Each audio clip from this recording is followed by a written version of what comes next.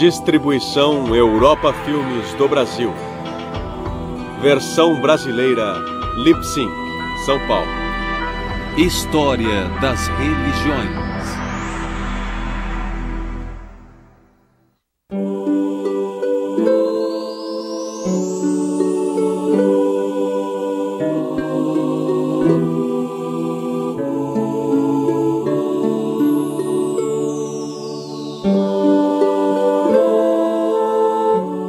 Cristianismo ortodoxo e catolicismo romano.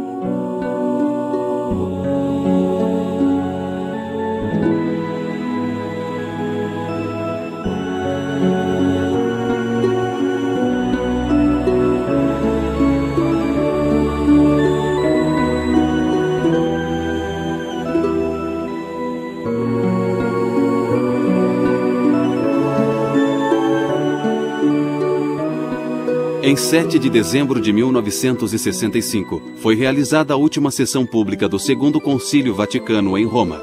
O Papa Paulo VI da Igreja Católica Romana e o Patriarca Atenágoras da Igreja Ortodoxa Grega fizeram uma declaração conjunta. Ela foi lida na Basílica de São Pedro, em Roma, e na Catedral de Faná, em Constantinopla. A declaração proclamava que a excomunhão mútua entre as duas grandes igrejas, decretada no ano 1054, havia sido revogada. O sonho de reunificação tem inspirado cristãos ao longo dos séculos. Porém, a história do cristianismo não é feita apenas de fé e esforços compartilhados, mas de conflitos e divisão também. Por causa deste e de vários outros conflitos internos, o cristianismo não é, e geralmente não tem sido, o nome de uma única religião. Mas cristãos de todo o mundo compartilham certas crenças fundamentais sobre Deus, Jesus Cristo e o lugar dos humanos no universo. Devemos examinar as 3 divisões principais da fé cristã para compreender o cristianismo de hoje. Elas são as igrejas ortodoxas orientais, a Igreja Católica Romana e as várias igrejas protestantes. Mas essa classificação não é completa. Há pequenas comunidades cristãs, principalmente na Ásia Menor e na África, que se tornaram independentes no século V depois de Cristo. Aliás, dizendo depois de Cristo, contamos os anos justamente a partir do nascimento de Jesus Cristo. Durante os séculos, cada divisão do cristianismo considera-se a única representante da verdadeira fé cristã pregada por Jesus.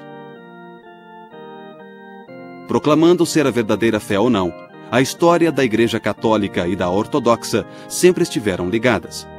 Nenhuma das duas pode ser entendida separadamente da outra. A palavra ortodoxa significa fé correta e culto correto, ou fé verdadeira e culto verdadeiro. Nós nos consideramos a verdadeira Igreja de Nosso Senhor Jesus Cristo. O nome da Igreja Ortodoxa sugeria originalmente que todas as demais comunidades cristãs eram heréticas. A palavra católica significa universal e indicava originalmente que os outros cristãos haviam, de alguma forma, se separado da única Igreja Universal. Cristãos ortodoxos e católicos romanos estão separados historicamente não apenas por essas alegações, mas também por diferenças de crença, espiritualidade e cultura. Mas principalmente as duas igrejas estão separadas pela doutrina católica de que o bispo de Roma, conhecido como Papa, deve ser reconhecido como líder de todos os cristãos. Mas o cristianismo católico e o ortodoxo são muito similares em certos aspectos de organização e em suas crenças básicas. Ambos têm uma estrutura episcopal, ou seja, ambos são organizados em torno de uma rede de bispos. Todo bispo católico ou ortodoxo é responsável por uma comunidade local de igrejas numa área ou diocese específica.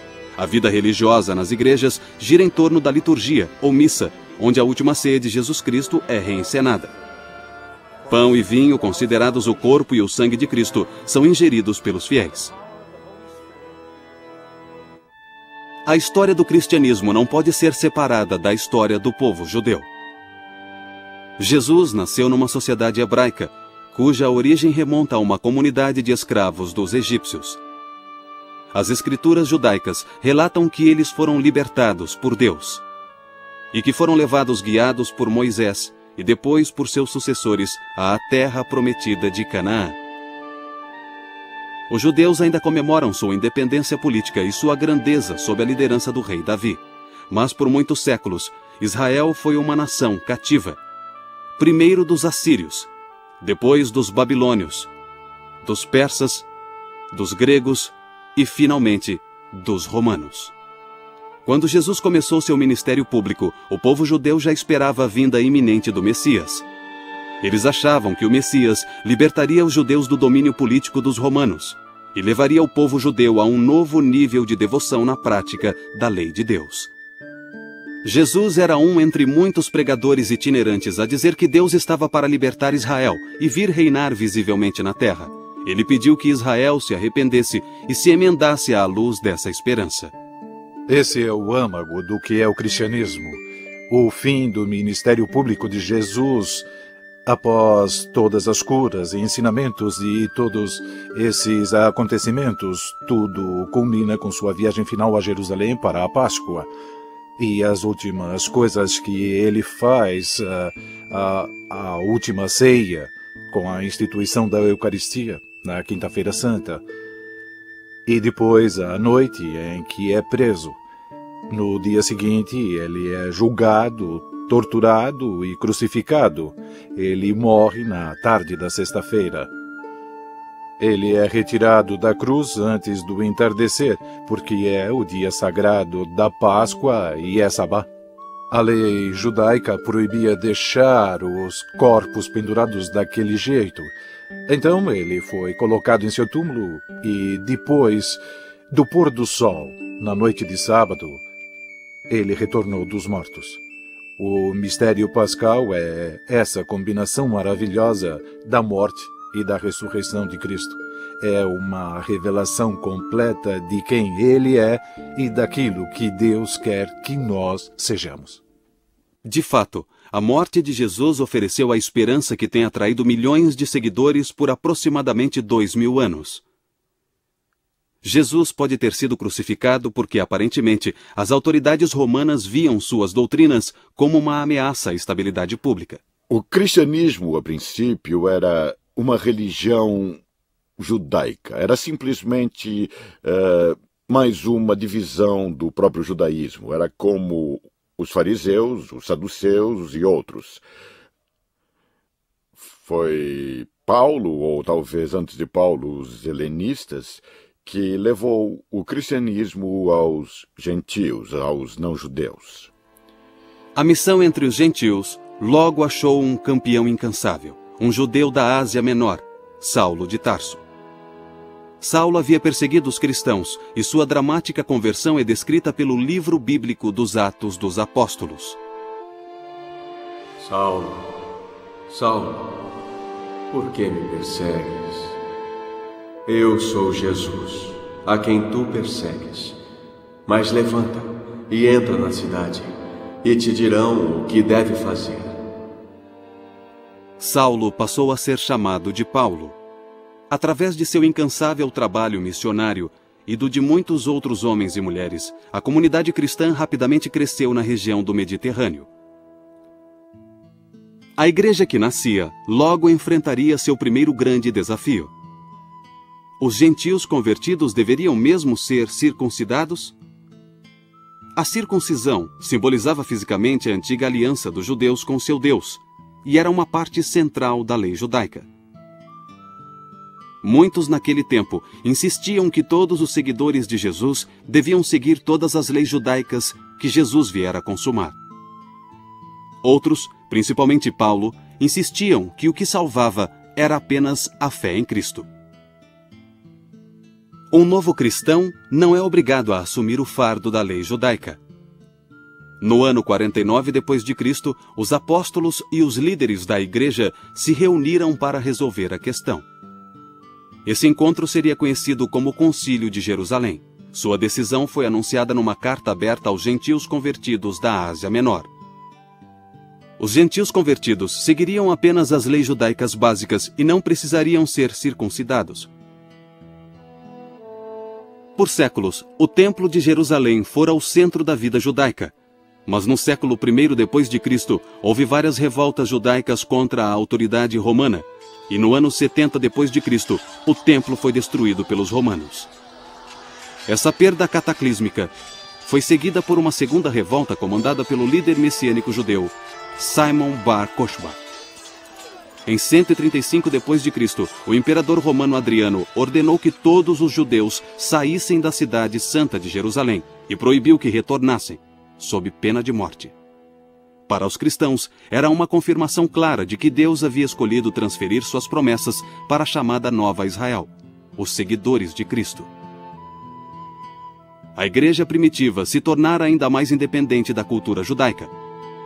Os cristãos tinham uma relação tensa e estranha com o povo judeu.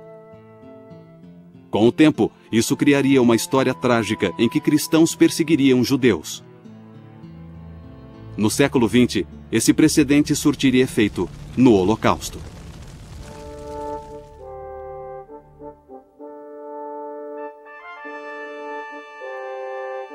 Os 3 primeiros séculos depois de Cristo são lembrados hoje pela perseguição romana, uma época gloriosa de mártires cristãos e de testemunho heróico do Evangelho de Cristo. De fato, houve perseguição esporádica nesse período. Parece ter sido motivada por uma combinação de medo e de uma devoção genuína dos romanos a seus deuses pagãos. Os cristãos eram frequentemente acusados de imoralidade e desrespeito à antiga religião romana. Acusações de infanticídio, canibalismo, incesto eram disseminadas, entre outros, por um dos maiores filósofos de Roma, o filósofo estoico Fronto, que fora professor de Marco Aurélio, por volta do ano 150. Então, na verdade, as acusações contra os cristãos eram feitas por pessoas que já haviam decidido que eles eram uma ameaça política. Por isso, eles precisavam arrumar uma desculpa, pois as pessoas não enxergavam essa ameaça política. Os cristãos se recusavam a adorar os deuses romanos ou a queimar incenso para o imperador romano. Os cristãos viviam como eleitos de Deus num mundo hostil. Os mártires eram heróis a serem imitados. Realmente, sua fé e coragem impressionaram até mesmo o povo romano. Apesar das perseguições romanas, a maior ameaça à igreja dos primeiros tempos era um desafio espiritual. Os vários movimentos religiosos e filosóficos coletivamente chamados hoje de gnosticismo. Os gnósticos eram uma seita particular do cristianismo, sim. E eles exageravam a natureza espiritual dos seres humanos com a ideia de que haviam caído de um jeito ou de outro neste mundo material. Sua preocupação principal era a libertação pelo conhecimento, a gnose. Por isso são chamados de gnósticos. Em resposta a esses desafios heréticos, a igreja primitiva assumiu compromissos teológicos, morais e institucionais que se tornariam a base de seu desenvolvimento futuro. A primeira resposta a essas heresias foi afirmar o cânone das Escrituras como o conhecemos hoje. A Bíblia cristã inclui as Escrituras hebraicas que os cristãos chamam de Velho Testamento. Ela também inclui os conhecidos 4 evangelhos, as epístolas de Paulo e textos atribuídos a outros apóstolos. O processo de canonização não ocorreu de uma vez só. Mas, no começo do século III, o cânone das escrituras cristãs estava estabelecido essencialmente tal como é aceito hoje. A igreja cristã se dedica à visão hebraica do Deus Criador, com todo o esplendor e mistério que essa visão hebraica implica. A segunda coisa foi estabelecer um grupo de pessoas que chamamos de bispos, ou seja, o Sagrado Magistério, os sucessores dos apóstolos. Os apóstolos conviveram com Jesus e testemunharam sua ressurreição. São certamente os intérpretes da mensagem de Jesus com maior autoridade. E a terceira coisa foi a declaração de fé, que chamamos de credo, uma espécie de resumo das crenças cristãs.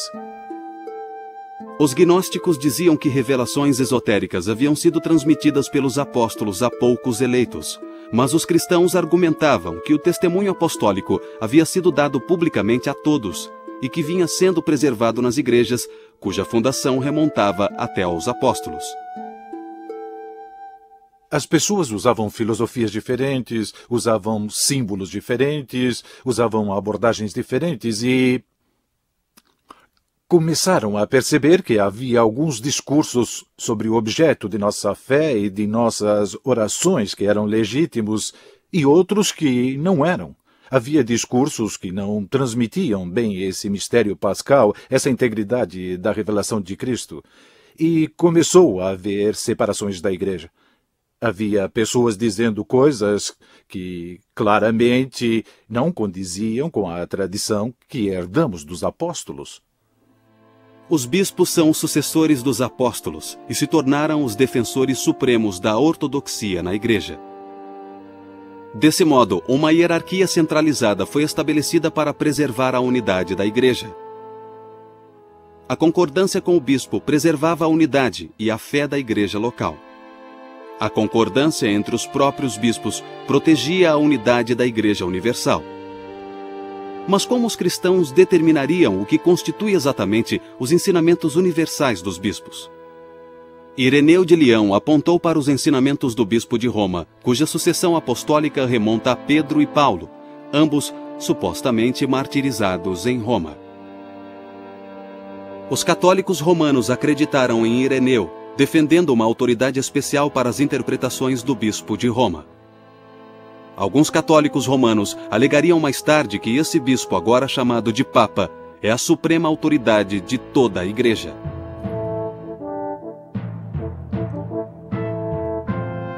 Quando Augusto estabeleceu o Império Romano em 31 a.C., foi certamente um dos maiores feitos da antiguidade. Mas seus planos de governo tinham falhas graves. Não havia uma regra clara para a sucessão no cargo de imperador de Roma. O império era periodicamente abalado por guerras civis e o governo imperial era cada vez mais dominado por militares romanos. Em 313, Constantino tornou-se co-imperador com Licínio, o soberano das províncias do Danúbio. Mas em 324, Constantino derrotou Licínio e proclamou-se o único imperador. O império tinha novamente um governo relativamente estável, mas a relevância da vitória de Constantino vai além de seus efeitos imediatos. Constantino tornara-se cristão em 312, e esse fato determinaria o futuro tanto do Império Romano como da Igreja.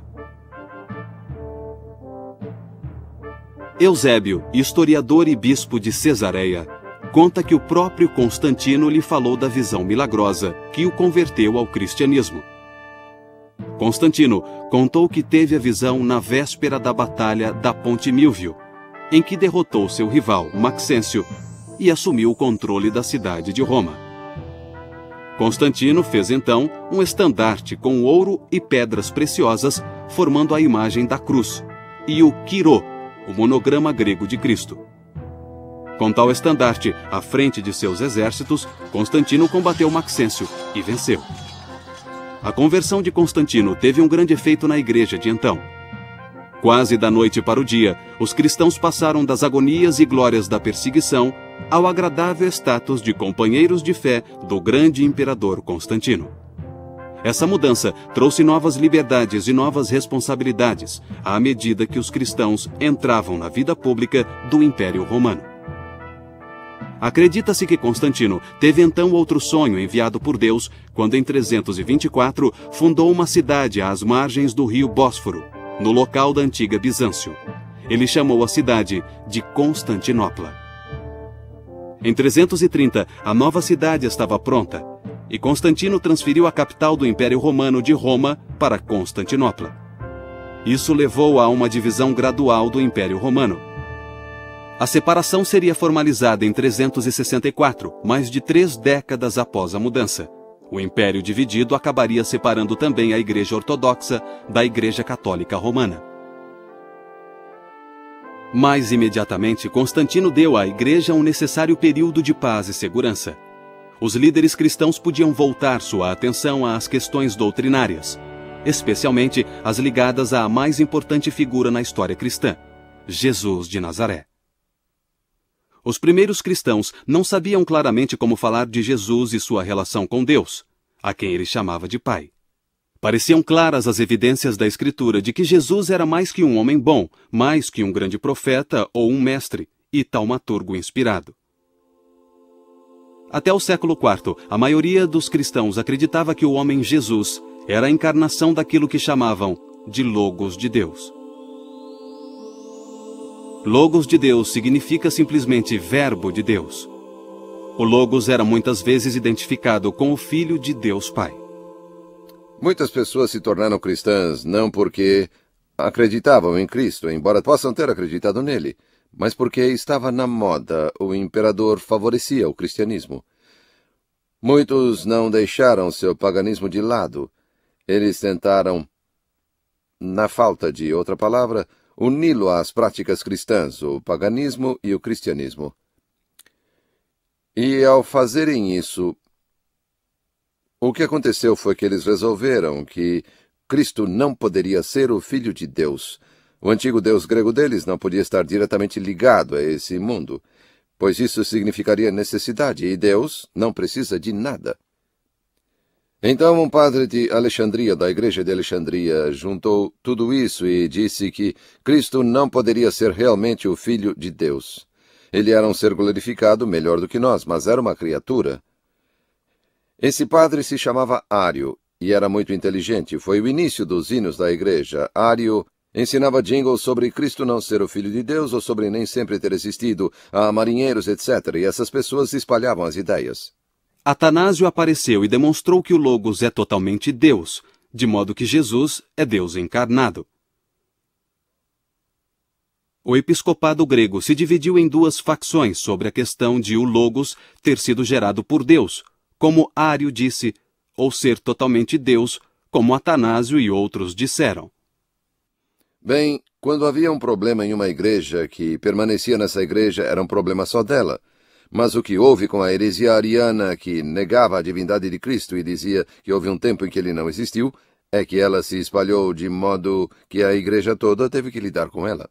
Então Constantino, que consideramos santo, queria, é claro, um império unificado, e se houvesse problemas na igreja, também haveria problemas no império. Então ele decidiu convocar o que chamamos de Primeiro Concílio Ecumênico, uma assembleia com o maior número possível de bispos de toda a igreja. Claro que nem todos vieram, havia 318 bispos que se reuniram em Niceia, perto de Constantinopla, em 325 d.C., e fizeram o mesmo que os padres apostólicos, jejuaram, oraram e discutiram o que era certo. Eles definiram os primeiros artigos do Credo de Niceia, que declarava que Cristo foi gerado do Pai antes dos tempos, como diz a Bíblia.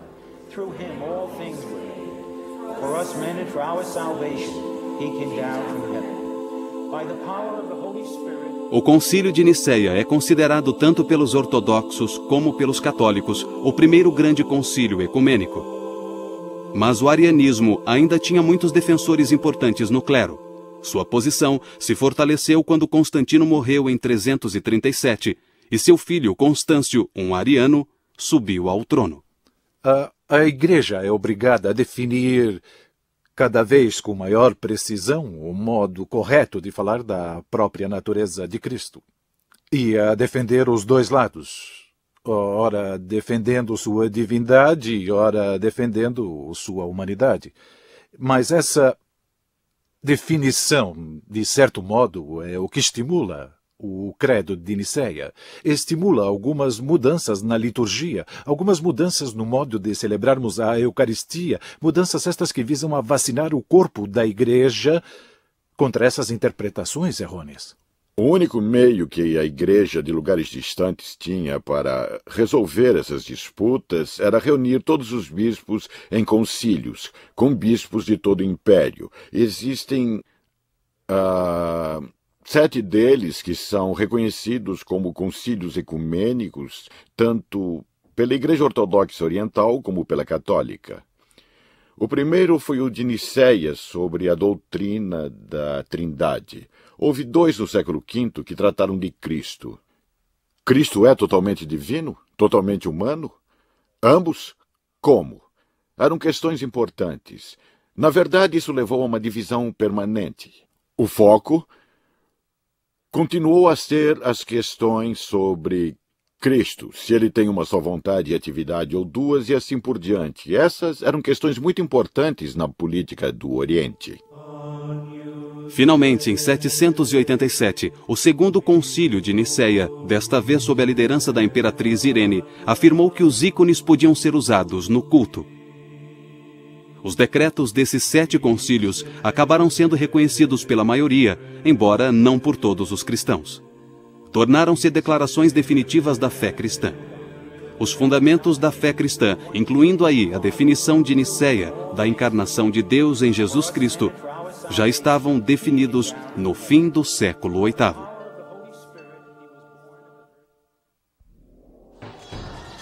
Em 410, Alarico, um líder visigodo e cristão ariano, conquistou a cidade eterna, Roma.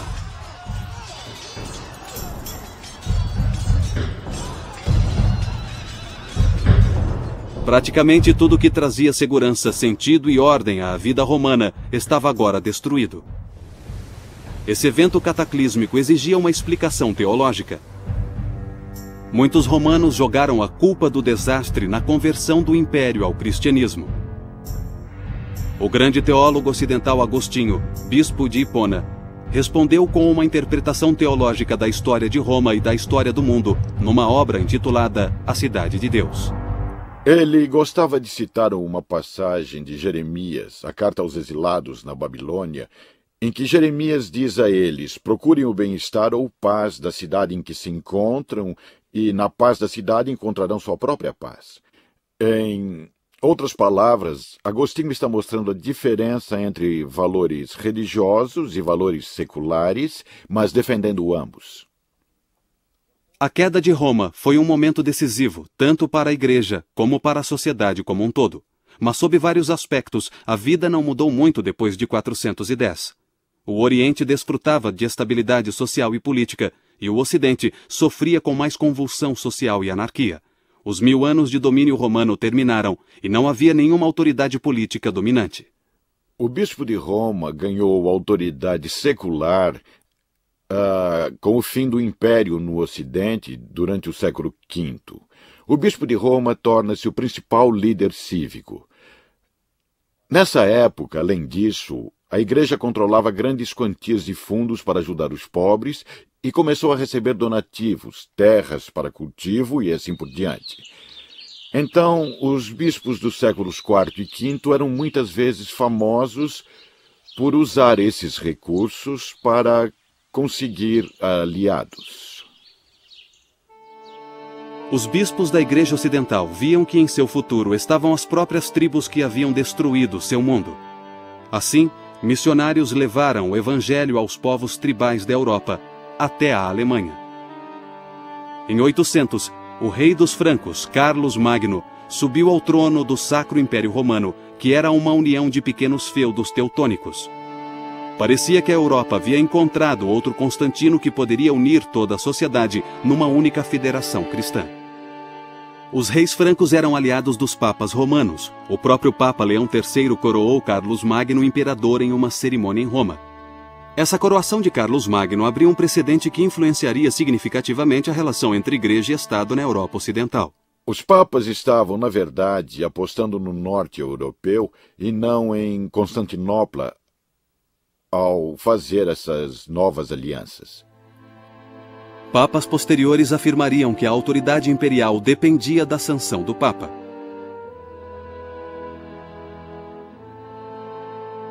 Carlos Magno não trouxe uma estabilidade duradoura. Sua dinastia durou apenas uma geração após sua morte. Bispos e até mesmo abades eram obrigados a agir como líderes políticos locais. Enquanto isso, a Igreja Ortodoxa desenvolvia sua própria teologia e vida espiritual distintas. A solução da controvérsia iconoclasta pelo Segundo Concílio de Niceia em 787 fundamentara o uso de ícones na liturgia.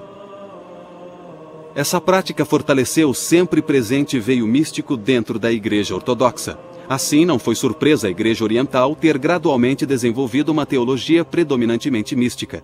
Há certas coisas sobre Deus que não compreendemos, e é assim que deve ser, porque é assim que Deus quer que seja. É o que significa misticismo, certo? E isso significa que há algo além do plano físico, que há uma natureza espiritual e que não sabemos o que Deus é. Ele estabeleceu certas regras e nós respeitamos essas fronteiras. A distância entre a Igreja Católica Romana e a Igreja Ortodoxa aumentou e a continuidade de sua união parecia impossível. Havia o antigo problema em relação à autoridade do Papa. Essa discordância fundamental foi exacerbada por disputas teológicas. A mais importante foi uma disputa sobre a relação entre as três pessoas da Trindade. A Igreja Católica Romana costumava acrescentar a frase "e do Filho" ao credo de Nicéia. Portanto, ficava: "Creio no Espírito Santo, o qual procede do Pai e do Filho." A Igreja Ortodoxa considerava isso uma inovação que beirava a heresia. Duas coisas são importantes.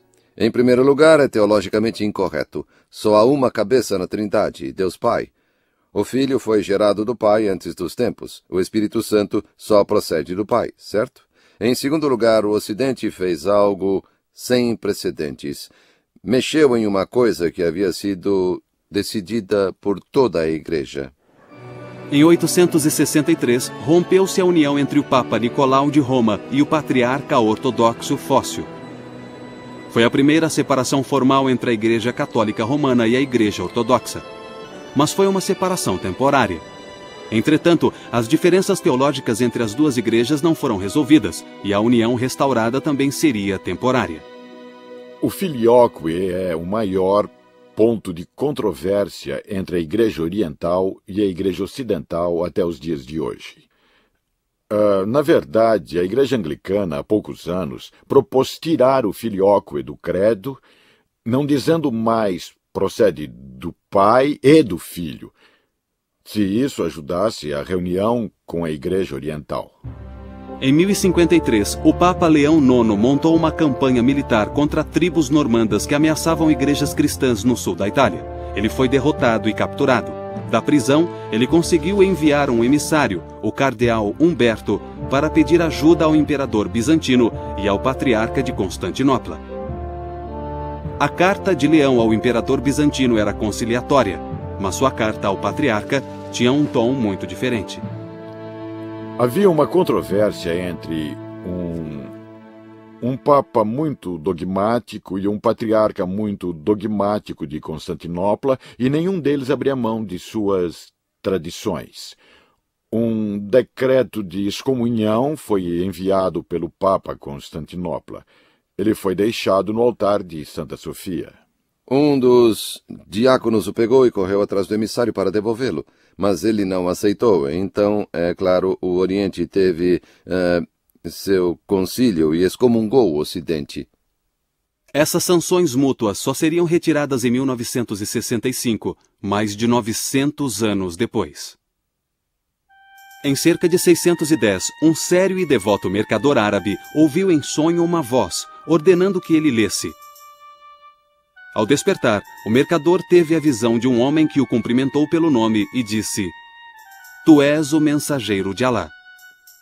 Os muçulmanos acreditam que assim começaram as visões em que Maomé recebeu os discursos que se tornariam um livro conhecido como A Leitura, ou em árabe, Alcorão. Nele há várias injunções para a disseminação da fé, e os primeiros muçulmanos se esforçaram para conseguir isso até à força, se necessário. Em 714, a Espanha estava dominada por exércitos muçulmanos. Conforme eles continuavam sua expansão, ficou cada vez mais evidente que poderiam destruir as nações cristãs do Império Bizantino e da Europa Ocidental. Após a derrota em Anatólia, em 1071, o imperador de Bizâncio, Aleixo Comneno, pediu ajuda ao Ocidente. Os imperadores do Oriente pediram ajuda ao Ocidente e conseguiram. As cruzadas atendiam os pedidos dos imperadores do Oriente. Foi uma operação de resgate da Igreja Oriental.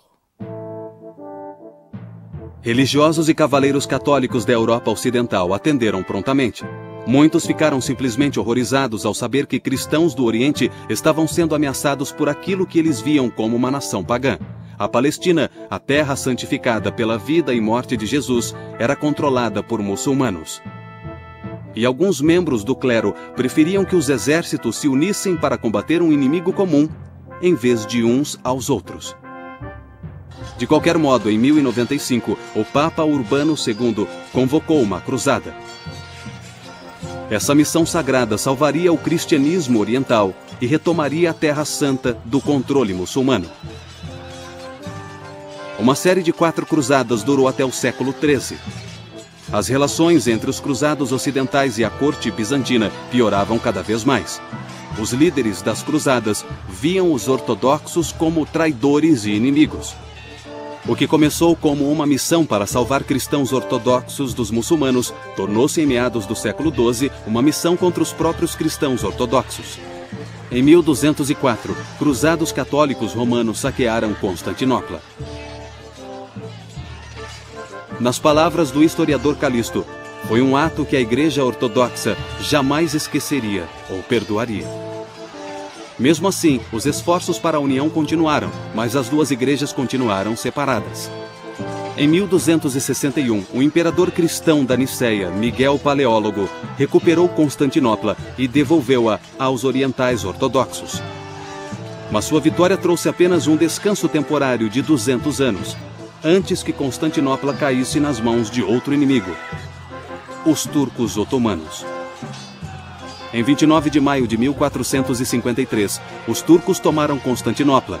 O último imperador bizantino, Constantino XI, foi assassinado. Nos séculos 13 e 14, a Rússia esteve sob o domínio dos mongóis e isolada do restante da cristandade. A Rússia começava a se recuperar no século XV, quando o Império Bizantino chegou ao fim. Então era natural que essa grande nação ortodoxa se tornasse a sede principal da Igreja Ortodoxa. No século XVII, o patriarcado foi abolido por Pedro, o Grande, da Rússia. A Igreja conseguiu manter uma rede de seminários e mosteiros, mas ela sobreviveu principalmente graças à profunda devoção do povo russo.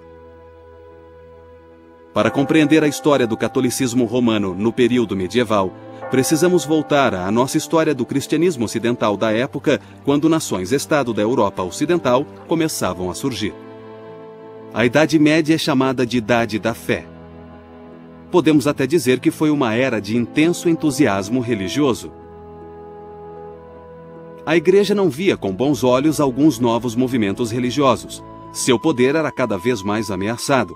A Igreja, às vezes, pedia às autoridades seculares que forçassem os dissidentes a capitular, sob ameaça de penas civis que incluíam a pena de morte. Mas alguns católicos estenderam a mão a esses movimentos dissidentes. 2 homens em particular, Domingos e Francisco, romperam com a vida monástica e reuniram a seu redor comunidades de irmãos ou frades. Esses homens atuavam como pregadores itinerantes. Eles se sustentavam pedindo esmolas. Não levavam a vida respeitável e estável da reclusão no mosteiro. Os franciscanos e dominicanos são muito importantes, principalmente no século XIII, logo após a sua fundação. Eles se tornaram missionários no mundo islâmico, eles eram interessantes, eles dominaram as universidades rapidamente. Acho que por causa de seu sistema de recrutamento. Não dependiam de favores de algum bispo de sua terra. Podiam mandar seus homens para onde quisessem. Então os franciscanos e os dominicanos eram os melhores professores da Universidade de Paris, no século XIII. Também eram inquisidores. Lembrem-se de que a Inquisição só estava tentando saber se havia alguma heresia à solta. Eram precisamente as ordens mais zelosas, os cistercienses, franciscanos e dominicanos, que forneciam os inquisidores.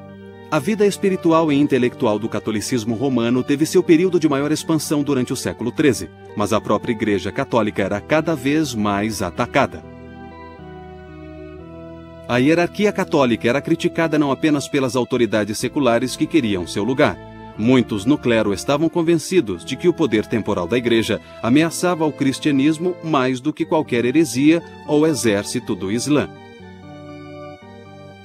Ninguém negava que as autoridades da Igreja muitas vezes abusavam de seu poder. O que era ainda pior, vários desses abusos eram motivados pela necessidade financeira da Igreja. Foi nesse clima volátil que o monge agostiniano da Alemanha denunciou com veemência os abusos da Igreja. Acima de tudo, esse monge rejeitava a ênfase católica nos rituais religiosos e defendia que bastava a fé na salvação efetuada por Cristo.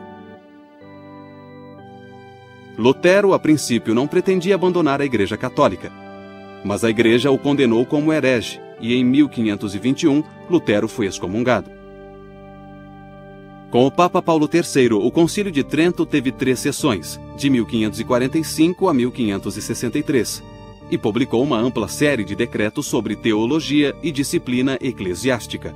O Concílio de Trento foi basicamente uma rejeição de várias ideias protestantes, uma rejeição da doutrina de Lutero, de justificação pela fé, uma reafirmação da doutrina católica dos 7 sacramentos em vez de 2 sacramentos, um respaldo à autoridade dos bispos e do Papa e assim por diante.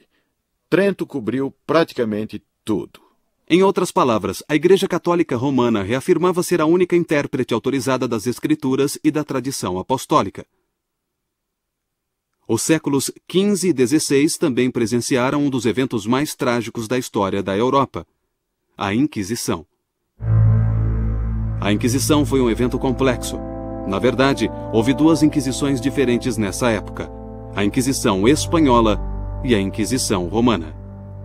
Alguns protestantes espanhóis foram vítimas da Inquisição Espanhola, mas a maioria era de judeus, muçulmanos e pessoas convertidas dessas religiões ao cristianismo. Acho que, independentemente do que a Inquisição tenha sido realmente, ela se tornou um símbolo da intolerância religiosa, de uma reação exagerada, radical e extrema à diversidade dentro da Igreja. E estavam acontecendo muitas coisas, havia muita divisão na Igreja Católica daquela época, muitos desafiavam os elementos mais fundamentais da fé, muita gente na Igreja Católica acreditava que isso era um ataque mortal à realidade do cristianismo. A Espanha exilou 170 mil judeus.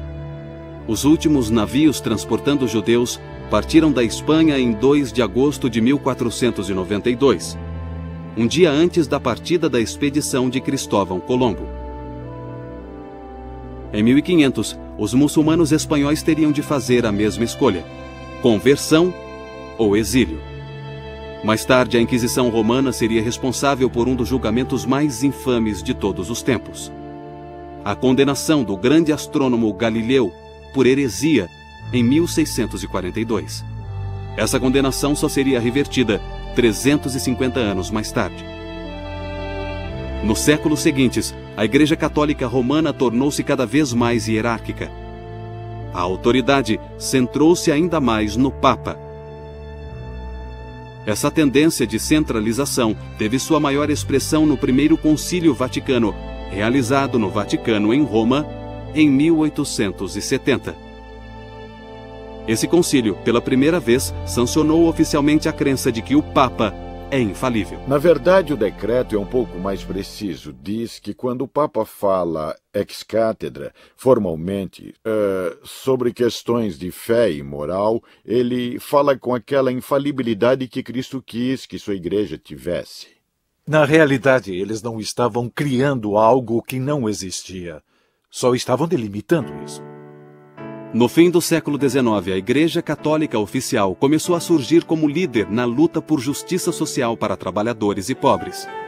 As igrejas ortodoxas também viram novos movimentos teológicos nos séculos XIX e XX, na esperança de criar uma teologia cristã moderna. Na segunda metade do século XX, houve movimentos reformistas dentro da Igreja Católica Romana e da Igreja Ortodoxa. A Igreja Católica Romana tornou-se cada vez mais receptiva com aquilo que acredita ser bom no mundo moderno. Essa tendência foi expressa pelo Papa João XXIII, que só era Papa havia 3 meses, quando em 1959 anunciou seus planos de convocar um concílio ecumênico. 4 anos depois, em 11 de outubro de 1962, foi aberto o Segundo Concílio Vaticano. Há um novo espírito invadindo a Igreja Ortodoxa e a Igreja Católica Romana. E uma de suas expressões mais promissoras está nos esforços para reunir essas duas comunhões.